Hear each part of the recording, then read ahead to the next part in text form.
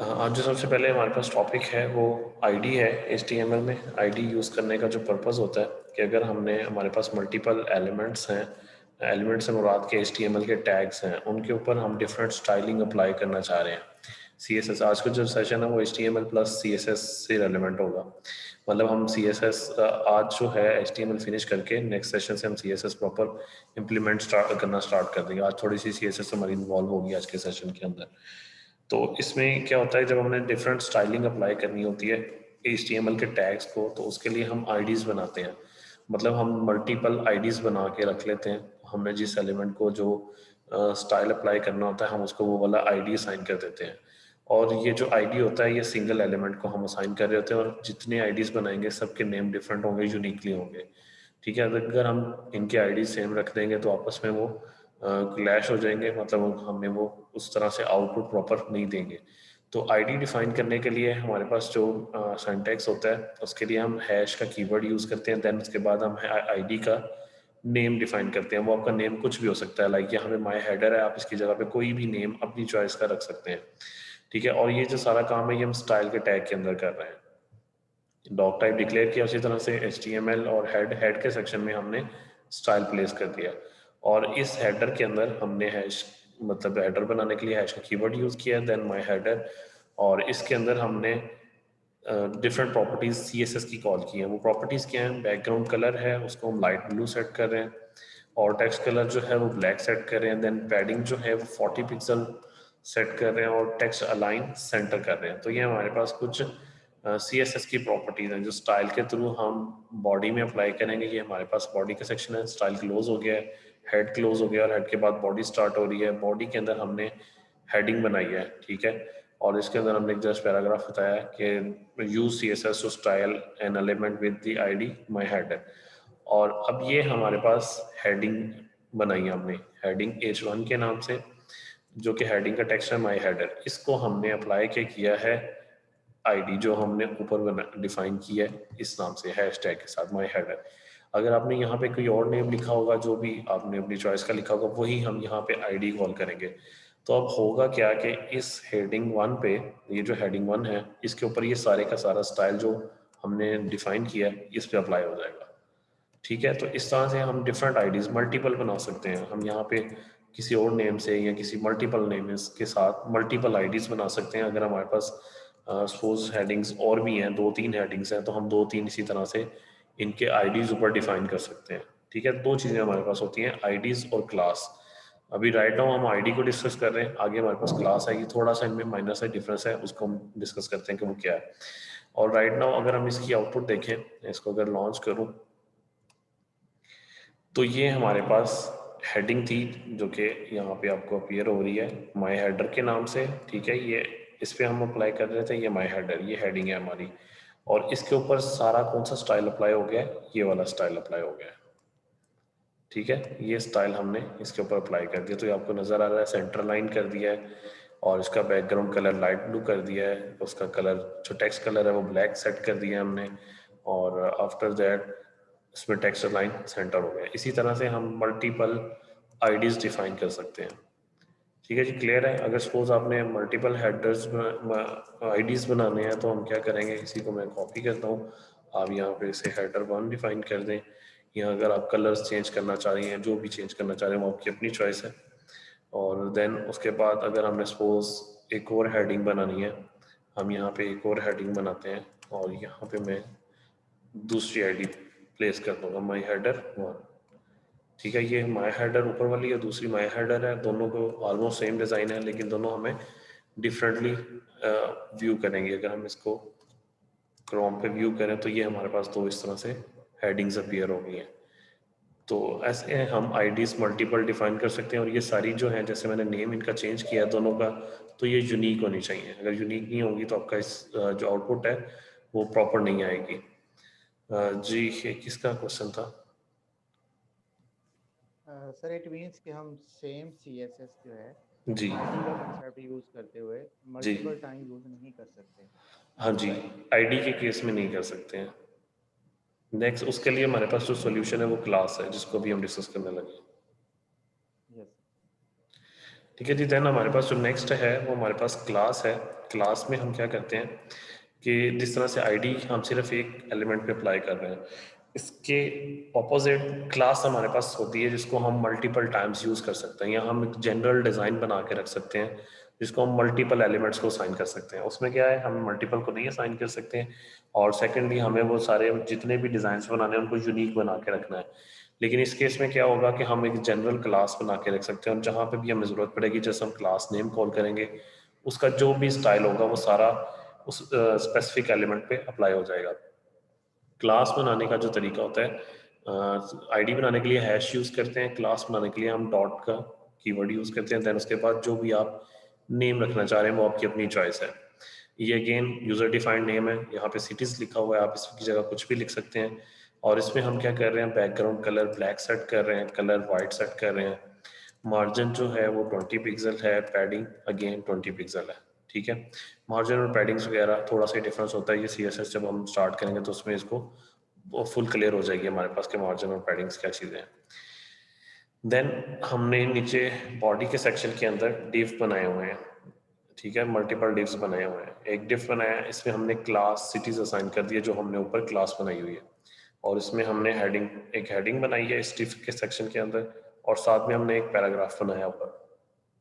इसी तरह से हमने एक और डिव बनाया हुआ है, और इसको भी हमने क्लास वाइज सिटीज असाइन कर दिया है। देन अगेन हेडिंग और पैराग्राफ इसके अंदर भी है, और इसी तरह हमारे पास ये थर्ड डिव है। तो इस केस में क्या कर रहे हैं कि हमारे पास 3 HTML के एलिमेंट्स हैं डिव के नाम से, तीनों को हमने वो क्लास असाइन कर दिया। तो इस पे क्या होगा कि तीनों पे ये क्लास का स्टाइल इन तीनों डिव्स पे अप्लाई हो जाएगा।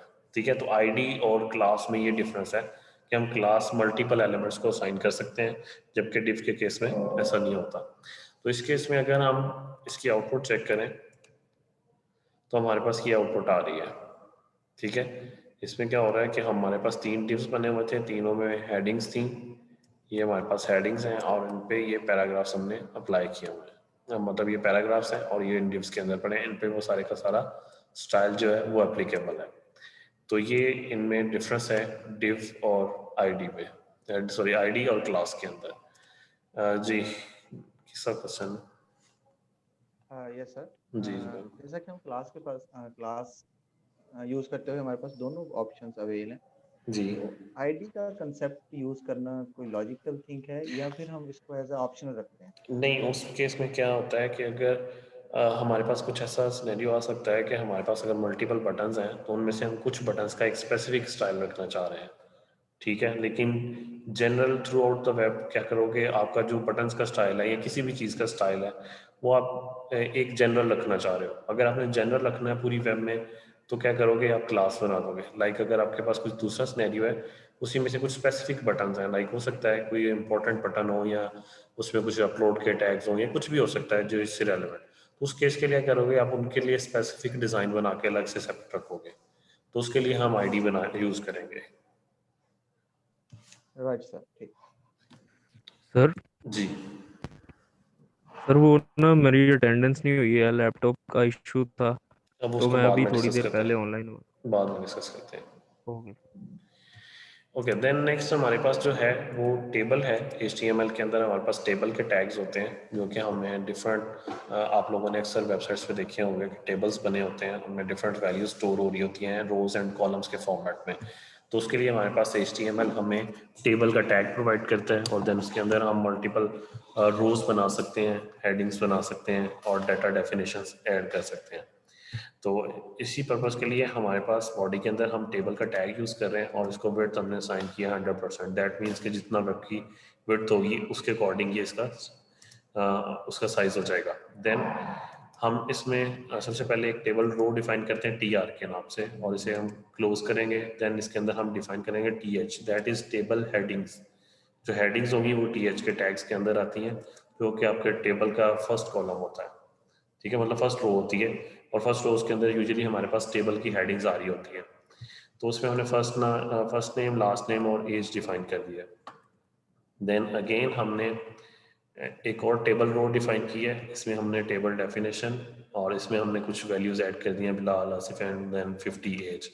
ठीक है, ये टेबल डेफिनेशंस हैं। ठीक है, टीडी के टैग में, टेबल हेडिंग के टैग में, ये टीडी में, मतलब ये टेबल का डाटा इंसर्ट कर रहे हैं।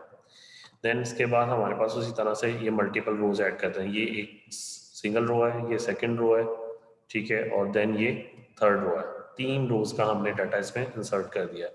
देन इस टेबल को हम क्लोज करेंगे और बॉडी क्लोज कर देंगे और HTML क्लोज कर देंगे। तो इसकी जो हमारे पास आउटपुट आएगी वो एक टेबल के फॉर्मेट में आ रही होगी। अगर हम इसकी आउटपुट देखें तो ये हमारे पास टेबल के फॉर्मेट में वैल्यूज आ रही है, ठीक है। ये हमारे पास फर्स्ट नेम ये था, वो टेबल की हेडिंग थी टीडी के अंदर जो हमने लिखा था, ये टीडी है और ये भी टीडी के अंदर हमारे पास लिखा हुआ। देन ये हमारे पास एक सिंगल रो है, अगर हम इसका कोड भी साथ में हाईलाइट करके देखें, मैं इसको थोड़ा सा अगर ये आपके सामने, ये हमारे पास क्या है, फर्स्ट रो, और इसमें कौन कौन सी value, first name, last name और एज, जो कि हमारी टेबल डेफिनेशंस है। सिमिलरली अगर हम इसको दोबारा इसी को देखें सेकंड रो को, तो सेकंड रो के अंदर क्या है, वैल्यूज हैं, ठीक है, Bilal, Asif and then age 50। तो इस केस में क्या है, बिलाल और last name Asif and then 50। Similarly हमारे पास ये बाकी रोज हैं, third second row and third row, ठीक है। तो ये हमारे पास एक टेबल का स्ट्रक्चर प्रोवाइड कर रही है। तो इसी तरह से हम जिस तरह से अभी सिर्फ एक टेबल का फॉर्मेट आ रहा है हमारे पास, लेकिन ये अभी कोई बहुत ज़्यादा रीडेबल नहीं है, ठीक है, यहाँ सेंटर लाइन नहीं है, तो ये हम सारा जो स्टाइल अप्लाई करके CSS के थ्रू हम इसको ज़्यादा रीडेबल और ज़्यादा एफिशिएंट बना सकते हैं। लेट्स सी कि हम किस तरह से कर सकते हैं। तो ये हमारे पास एक स्टाइल अप्लाई किया हुआ है हमने यहाँ पे, जिसमें हमने टेबल और टेबल हेडिंग और टेबल डेफिनेशन तीनों को हमने बॉर्डर असाइन कर दिया है। जो हमारी हेडिंग होगी और जो हमारी टेबल का डाटा होगा एंड देन टेबल होगा इसको इटसेल्फ, तीनों चीज़ों को हमने बॉर्डर असाइन कर दिया 1 पिक्सल सॉलिड ब्लैक। और ये बाकी जो नीचे हमारे पास कोड है ये सेम वही है जो हमने पहले देखा है, ठीक है, first name, last name and then table का डाटा। तो अब इस केस में क्या हो रहा है कि हमारे पास जो टेबल की रीडेबिलिटी है वो पहले की निस्बत बढ़ जाएगी। अगर हम इसकी आउटपुट देखें, नेट सी इसकी आउटपुट देखते हैं, तो इस केस में हमारे पास ये टेबल्स बॉर्डर अप्लाई करने से रीडेबल हो गया है, ज़्यादा बेटर हो गया है, ठीक है। ये फर्स्ट नेम, ये टेबल हेडिंग्स हैं और देन इसके बाद ये टेबल रोज है। तो इस तरह से हम स्टाइलिंग अप्लाई करके अपना जो HTML का डिज़ाइन होता है उसे बेटर कर सकते हैं, इम्प्रूव कर सकते हैं, ठीक है। क्लियर है किसी का कोई क्वेश्चन इसमें, या टेबल्स की कोई समझ ना आई हो?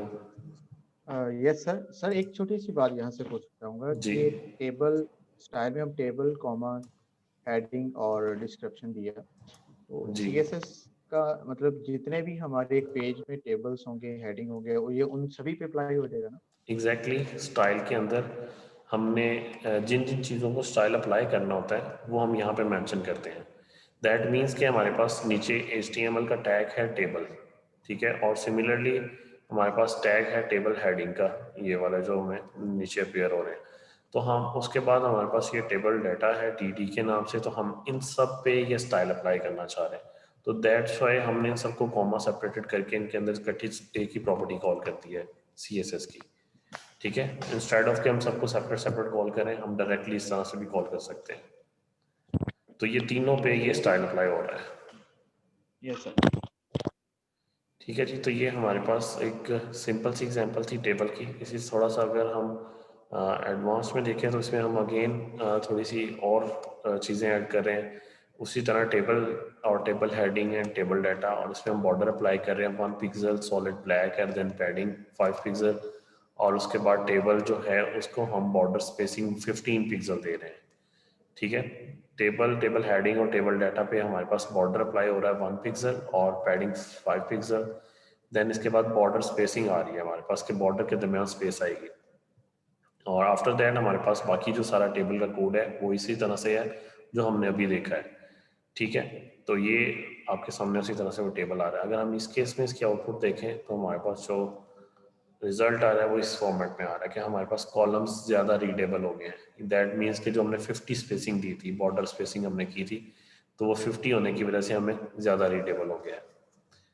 तो पहले क्या था हमारे पास, अगर हम पहले देखें तो पहले ये था, और अगर उससे पहले देखें तो हमारे पास ये था। तो हमने स्टाइल अप्लाई करके इस फॉर्मेट में लेके आए और देन इस फॉर्मेट में लेके आए, तो इस तरह से हमारी रीडेबिलिटी जो है या विजिबिलिटी और ज़्यादा बढ़ गई है।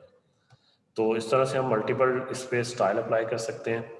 तो अगर हम सपोज आगे इस पर कुछ और मज़ीद स्टाइल अप्लाई करें जो कि अगेन CSS के टैग्स होंगे, तो इसमें हम क्या कर रहे हैं नेक्स्ट वन में टेबल, इसमें हम विड्थ अप्लाई कर रहे हैं 100%, देन टेबल और table headings and table data, इसको हम बॉर्डर अप्लाई कर रहे हैं 1 pixel solid black, then border collapse, ठीक है कि बॉर्डर जो है उसे हाइड करने के लिए हम ये बॉर्डर क्लैप्स यूज़ कर रहे हैं। और आफ्टर दैट टेबल हेडिंग और टेबल डाटा पे हम पैडिंग अप्लाई कर रहे हैं 15 पिक्सल और टेक्स्ट अलाइन लेफ्ट कर रहे हैं। और देन हमारे पास ये एक प्रॉपर्टी आती है कि हम जो अपने टेबल है उसकी रीडेबिलिटी को और ज़्यादा इन्हांस कर सकते हैं। वो किस तरह से कि हमारे पास जो टेबल है उसकी T01 जो रोज़ हैं उसमें table row nth child, that means कि इवन चाइल्ड जो हमारे पास होंगे, nth चाइल्ड जो इवन होंगे उनका बैकग्राउंड कलर हम ये सेट कर देंगे, ये एक कलर है हमारे पास, ठीक है, जो कि हेक्साडेसिमल में लिखा हुआ है। सिमिलरली जो हमारे पास ऑड नंबर में होंगे, इवन मीन्स 2 4 6 की जो रोज होंगी उनको बैकग्राउंड कलर हम ये सेट करें, और जो हमारे पास ऑड होंगे, ऑड मीन्स 1 3 5 7, उनका बैकग्राउंड कलर हम ये चेंज कर देंगे। तो आपकी जो ऑल्टरनेटिव रोज होंगी सबका कलर डिफरेंट होगा, तो इससे आपका जो टेबल्स की रीड करने का कैपेसिटी है वो ज़्यादा इनहेंस हो जाएगी। सिमिलरली टेबल 01 है, इसमें टेबल हेडिंग बैकग्राउंड कलर जो है ब्लैक सेट कर रहे हैं और कलर वाइट सेट कर रहे हैं। तो देन अगेन बॉडी के अंदर हमारे पास वही टेबल है जो हमने स्टार्ट में देखा था, उसी के अंदर हम ये चीज़ें ऐड कर रहे हैं। ये फर्स्ट वन है, ये फर्स्ट टेबल है जिसमें हमने कोई भी स्टाइल अप्लाई नहीं किया है, और जो दूसरा टेबल है T01 जिसमें हमने ये आईडी कॉल की है, ठीक है, जो हम ये आईडी डिफाइन कर रहे हैं, ये आईडी T01, ठीक है, टेबल की आईडीज T01 डिफाइन हमने की है। और ये सारा का सारा स्टाइल जो है ये सेकंड टेबल पे अप्लाई हो रहा है, फर्स्ट टेबल पे अप्लाई नहीं होगा। अगर हम इसकी आउटपुट देखें तो ये फर्स्ट वन जो टेबल है ये आपको बिल्कुल सिंपल नज़र आ रहा है, और सेकेंड वन में क्या हो रहा है कि अल्टरनेटिव रोज जो हैं, ये फर्स्ट रो है इसका कलर कुछ और है, मतलब ये ऑड है, ऑड का कुछ और है, इवन का कुछ और है, ठीक है, ये ऑड है और फिर अगेन इवन आएगी तो उसका कलर कुछ और होगा। तो नीचे वाले टेबल में आप ज़्यादा अच्छे तरीके से रीड कर सकते हो इंस्टेड ऑफ जो ऊपर आपके पास टेबल आ रहा है। तो ये अल्टरनेटिव कलर्स जो हम अप्लाई कर रहे हैं वो अगेन हम स्टाइल के थ्रू अप्लाई कर रहे हैं और CSS के टैग्स के थ्रू हम अप्लाई कर रहे हैं, जो कि आपके सामने है, इस कोड के थ्रू हम कर रहे हैं। ये हमारे पास इवन और ऑड के कलर्स को चेंज कर रहा है। तो इस तरह से हमारा जो टेबल्स हैं वो ज़्यादा रीडेबल हो रहे हैं। जी जुबैर, क्या क्वेश्चन है आपको? जी सर, इवन ऑड तो यहाँ पर हो गया। अगर हम कोई स्पेसिफिक रो या कॉलम को भी डिज़ाइन करना चाहें तो हाँ जी, वो उसका भी कोई आप एट्रीब्यूट हमें स्पेसिफिक को मतलब किसी एक रो को आप करना चाह रहे हैं, बाकी को नहीं करना चाह रहे हैं, जी ये जी मतलब, तो आप उसमें रो नंबर मेंशन कर दो, लेकिन यूजुअली ऐसे हमारे पास यस केस सर। नहीं आता है, ठीक है, ऐसा हमारे पास बहुत कम ऐसा सिनेरियो होता है किसी एक जी स्पेसिफिक रो को हाईलाइट करना हो, तो हम वो कर सकते हैं, आप वो रो नंबर दे दो उसका, या उस स्पेसिफिक रो पे वो स्टाइल अप्लाई कर दो।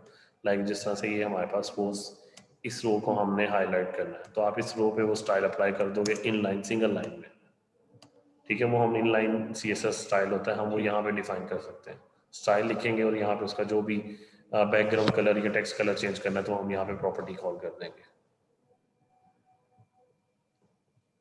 Clear sir. ठीक है, ओके, देन और कोई क्वेश्चन किसी का इन टेबल से रेलेवेंट?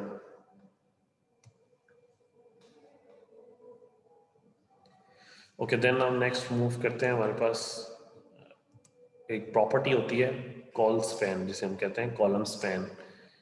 ये क्या करती है, आपके दो कॉलम्स को आपस में मर्ज कर देती है।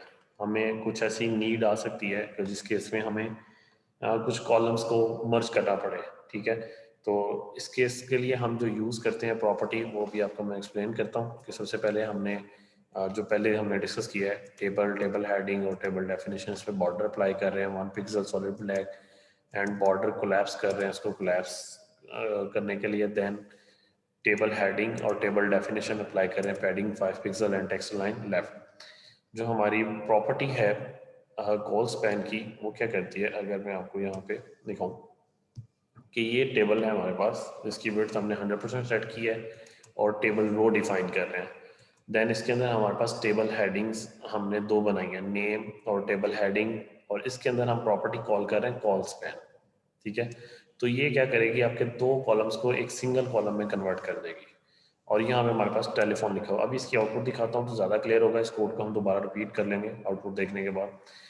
And then after that table row है हमारे पास, और इसके अंदर अगेन हम टेबल डेफिनेशन 3 हम इसके अंदर टेबल डाटा एंटर कर रहे हैं, बिलाल और उसके 2 नंबर। लाइक इस केस में क्या है कि हो सकता है कि किसी के 2 कॉन्टैक्ट नंबर हो, तो कॉन्टैक्ट नंबर्स के लिए हमें टेलीफोन को लाइक रिपीट करने की ज़रूरत नहीं पड़ेगी। अगर मैं इसकी आउटपुट आपको दिखाऊं तो इस केस में अगर आपको नज़र आ रहा हो तो ये फर्स्ट कॉलम है और ये हमारे पास सेकंड कॉलम है, और ये थर्ड कॉलम बन रहा था जिसको हमने कॉल स्पैन के थ्रू मर्ज कर दिया। तो दैट मीन्स कि इंस्टेड ऑफ के हम इस नंबर के ऊपर भी टेलीफोन लिखते, हमने मर्ज कर दिया है। तो उससे समझ आ जाएगी कि टेलीफोन के हमारे पास ऑप्शंस जो हैं वो 2 हैं कि हम 2 दफ़ा 2 नंबर्स ले सकते हैं, और नेम जो है वो हमारे पास सिंगल आ रहा है, इस वजह से हमने एक ही दफ़ा रहने दिया। तो इस तरह से हम कॉलम स्पैन की प्रॉपर्टी को यूज़ करते हुए मल्टीपल कॉलम्स को मर्ज कर सकते हैं। अगर आपको 2 कॉलम्स मर्ज करने हैं तो आप कॉल स्पैन 2 कर दोगे, अगर आपको 3 करने हैं आप यहाँ पे कॉल स्पैन 3 कर दोगे। इसी तरह से जितने आपको कॉलम्स को मर्ज करना है उसके अकॉर्डिंग आप इनको मर्ज कर दोगे। अगर हम इसकी जगह पे यहाँ पे भी एक डैश होता और यहाँ पे आप टेलीफोन लिख रहे होते तो वो इतना अच्छा नहीं लगना था, इतना मतलब अट्रैक्टिव नहीं होना था। इसी तरह से जिस तरह से हमारे पास ये कॉल स्पैन की प्रॉपर्टी है, इसी तरह से हमारे पास रो स्पैन की प्रॉपर्टी है। ये सेम वही कोड है जो अभी हमने डिस्कस किया है। इसके अंदर जो प्रॉपर्टी यूज हो रही है वो हमारे पास रो स्पैन यूज हो रही है। टेबल हेडिंग्स नेम और टेबल डेटा जो है वो Bilal, and then table row, और इसमें हम रो स्पैन टेलीफोन ही यूज़ कर रहे हैं लेकिन 2 दफ़ा यूज़ नहीं करेंगे। और देन उसके बाद हम टेबल डेफिनेशन यहाँ पे प्लेस कर रहे हैं। तो अगर इस केस में हम आउटपुट देखें, आउटपुट देखने से ज़्यादा क्लियर हो जाएगा। नेम, उसके आगे नेम आ गया, और टेलीफोन हमारे पास इसके 2 टेलीफोन नंबर हैं। तो दैट्स वाई हमने इन दोनों रोज़ को, ये रोज़ हैं हमारे पास, इन दोनों रोज़ को हमने मर्ज कर दिया है, ठीक है। तो ये रो और कॉलम स्पैन्स हैं जो हमको डिफरेंट टाइप्स के टेबल्स को डिज़ाइन करने के लिए हेल्प कर रहे होते हैं, ठीक है। ये क्लियर है सबको? किसी को भी समझ ना आई हो रो स्पैन या कॉलम स्पैन की? Yes sir. एनीवन, किसी और को कुछ क्वेश्चन हो किसी का? क्योंकि ये जो रो स्पैन और कॉलम स्पैन पे हमारी एक लैब डिपेंड कर रही होगी। आज जो हमने लैब करनी है वो इसी पे डिपेंड कर रही है, उसका एक पार्ट। तो इस वजह से अभी से आप इसको अंडरस्टैंड कर लो कि होप्स हो कि सबको इसकी समझ आ गई है कि किस तरह से ये HTML के टैग्स वर्क कर रहे होते हैं। देन हमारे पास प्रॉपर्टी होती है HTML टैग के लिए फॉर्म्स की, कि हमने डिफरेंट फॉर्म्स बनाने की ज़रूरत पड़ती है। तो उसके लिए हमारे पास जो HTML में टैग होता है वो फॉर्म का यूज़ होता है, ठीक है। देन उसके बाद एक्शन, एक्शन के अंदर हमने वो PHP का कोड देना होता है या वो फाइल देनी होती है जो बैकएंड पे एग्जीक्यूट होती है, और जो हमारा टेक्स्ट फील्ड्स के अंदर जो डाटा होता है या फॉर्म्स के अंदर डाटा एंटर किया होता है उसको हमारे पास किसी डाटाबेस में या किसी सर्वर में स्टोर कर रही होती है। तो राइट नाउ एक्शन हमने जस्ट एक डमी डाटा दिया हुआ है। जब हम PHP वगैरह पढ़ेंगे तो तब हमारे पास ये एक्शन एक्चुअली में वर्क कर रहा होगा। तो एक्शन पेज डॉट PHP सिर्फ जस्ट डमी डाटा लिखा हुआ। देन हमने फर्स्ट नेम और इसको ब्रेक करके मतलब नेक्स्ट लाइन पे लेके आए, और ये इनपुट हमारे पास HTML का टैग है जिसकी हमारे पास मल्टीपल टाइप्स होती हैं, कि अगर हमने उसमें कुछ टेक्स्ट लिखना है तो हम उसकी टाइप टेक्स्ट सेट कर देंगे, और उसका जो नेम है वो हम फर्स्ट नेम सेंटर सेट कर देंगे, और after that again break use कर रहे हैं और लास्ट नेम, और उसके बाद अगेन हम इसके अंदर क्या यूज़ कर रहे हैं, इनपुट टाइप टेक्स्ट और लास्ट नेम इसका नेम होगा, और वैल्यू जो होगी वो हम योर लास्ट नेम जो कि उसके अंदर अपीयर हो रही होगी। और एक और हम यूज़ कर रहे हैं इनपुट, इसके अंदर हम क्या यूज़ कर रहे हैं, टाइप सबमिट और वैल्यू सबमिट सेट कर रहे हैं। सबमिट मीन्स कि हम अगर वैल्यू सेट करेंगे, टाइप सबमिट सेट करेंगे, तो दैट मीन्स कि इसका मतलब है कि ये इसकी उस बटन बना रहा है। सबमिट मीन्स बटन, और इनपुट मीन्स जो हमारे पास टाइप टेक्स्ट है, दैट मीन्स कि हम इसके अंदर टेक्स्ट लिखना चाह रहे हैं। तो अगर हम फर्स्ट इसकी आउटपुट देख लें तो हमें ज़्यादा क्लियर हो जाएगा। लेट्स सी, अगर इसकी आउटपुट देखें, फर्स्ट वन ये जो आपको अपीयर हो रहे हैं, ठीक है, ये हमारे पास जो है फर्स्ट नेम ये जो हमने लिखा हुआ है जिसमें मेरा कर्सर है, और ये आपको अपीयर यहाँ पे हो रहा है। उसके बाद ये जो इनपुट है, ठीक है, इसकी टाइप हमने टेक्स्ट सेट की है, दैट्स वाई ये हमें टेक्स्ट फील्ड अपीयर हो रहा है, ठीक है। और हमने PHP में जब इसको गेट करना है या असेस करना है, मतलब इस टेक्स्ट फील्ड की वैल्यू को असेस करना है, तो हम इस नेम से असेस करेंगे, ठीक है। ये नेम हम PHP में कॉल करेंगे तो हमें जो भी इसकी वैल्यू लिखी होगी वो हम वहाँ से गेट कर सकते हैं। इसी तरह से ये टाइप टेक्स्ट है और नेम हमने लास्ट नेम लिखा हुआ है, इस सेकंड वाले टेक्स्ट फील्ड को हम किससे गेट करेंगे, लास्ट नेम से। और ये जो वैल्यू हमने लिखी हुई है योर लास्ट नेम, ये हमारे पास एज अ हिंट काम कर रही है कि इसके अंदर क्या आपका डाटा आएगा, यहाँ कुछ उसे बताना चाह रहे हैं कि हमने किस टाइप का डाटा यहाँ पे लिखना है। देन हमारे पास ये थर्ड बटन है जो कि हमने इसकी टाइप सबमिट सेट की है। सबमिट सेट करने से क्या हो रहा है कि हमें बटन अपीयर हो रहा है, और वैल्यू सबमिट सेट करने से क्या हो रहा है कि बटन का जो टेक्स्ट है वो सबमिट अपीयर हो रहा है। तो इस तरह से हमारे पास एक बेसिक सा HTML का फॉर्म डिज़ाइन हो रहा है। जी ज़ुबैर, क्या क्वेश्चन है आपका? जी सर, फॉर्म टैग के अंदर जो हमने first name and last name use किया है, जी तो ये भी क्या टैग के अंदर नहीं होने चाहिए थे, हेडिंग या फिर इस तरह से पैराग्राफ, या फिर हम इसको नहीं, ऐसे ही लिखें? ये HTML के ही टैग्स हैं, ये इसी तरह से होंगे, ये CSS के नहीं है। ठीक है, ये सिर्फ ठीक। हमने PHP में सेट करने के लिए यहाँ पे नेम लिखते हैं इनका। Yes sir. ठीक सर, जो बटन का कंसेप्ट है, हम उसको क्या बटन टैग का भी कंसेप्ट यूज़ कर सकते हैं? बटन्स टैग्स भी होते हैं, लेकिन HTML के अंदर हमारे पास इनपुट होते हैं।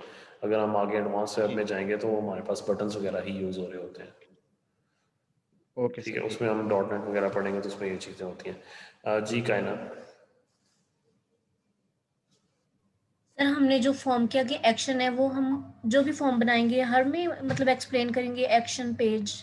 अब देखें, ये जो हमारे पास है फॉर्म जो हमने बनाया है, सिर्फ हम इसकी बात कर रहे हैं, अभी नीचे वाले को हमने डिस्कस नहीं किया है कि ये जो हमने फॉर्म बनाया है इसके बटन क्लिक होने पे कोई एक्शन परफॉर्म होना है। ठीक है, कि इस बटन के जी क्लिक होने पे क्या इवेंट अकर होगा। जब हम ये बटन क्लिक करेंगे तो एक्शन के अंदर हमने जो PHP का कोड लिखा होगा वो कोड एग्जीक्यूट होगा। ठीक है, तो वो PHP जी कोड के अंदर हमने बाकी ये सारा काम किया होगा कि ये फर्स्ट नेम लास्ट नेम से वैल्यूज गेट करनी है और इनको किसी डाटाबेस में स्टोर करना है। ठीक है, तो बटन क्लिक होने पे जो एक्शन परफॉर्म होना होता है वो हम यहाँ पे रेफरेंस में देते हैं। ये आगे चल के हमने इम्प्लीमेंट करना है जब हम PHP वगैरह पढ़ेंगे। ठीक। ठीक है, क्लियर सर है? एक छोटा सा कंसेप्ट और।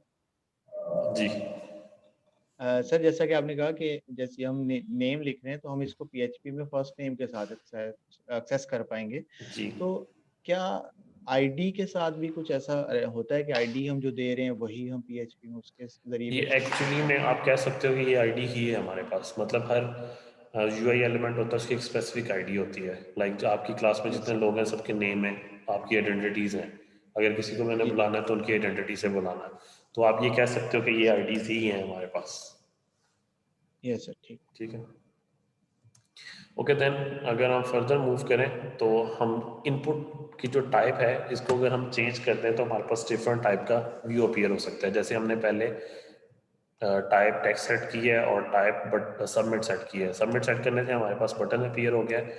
इसी तरह से अगेन हमारे पास एक और वैल्यू होती है टाइप रेडियो। अगर हमें रेडियो बटन अपीयर करना है अपने फॉर्म्स के अंदर तो हम टाइप रेडियो सेट कर देंगे। नेम जो भी हम इसका डिफाइन करना चाह रहे हैं, जेंडर, ये नेम डिफाइन करने का पर्पस ये होगा कि रेडियो बटन में से एक ही सिलेक्ट हो सकता है, तो दैट मीन्स ये पूरा ग्रुप नेम एक ही आ रहा होगा सब में। अगर डिफरेंट कर दोगे तो वो मल्टीपल सेलेक्ट कर सकते हैं हम। देन जो वैल्यू है जो हमें वहाँ पे अपीयर हो रही होगी male female and then other. और एक ये प्रॉपर्टी हमारे पास यूज होती है चेक के नाम से। अगर हम चेक किसी एक रेडियो बटन पे लगा देंगे तो वो बाय डिफॉल्ट चेक अपीयर होगा। ठीक है, और ये वैल्यूज हैं जो हमें वहाँ पे अपीयर हो रही है। तो इस केस में इस फॉर्म की जो हमारे पास आउटपुट आ रही होगी वो check box radio button appear हो रहे होंगे। ये हमारे पास रेडियो बटन्स अपीयर हो रहे हैं मेल फीमेल एंड अदर, और हमने मेल के साथ डिफॉल्ट लगाया था चेक का कीवर्ड ये वाला। तो दैट्स वाई हमें ये जो फर्स्ट वन है ये बाय डिफॉल्ट चेक अपीयर हो रहा है।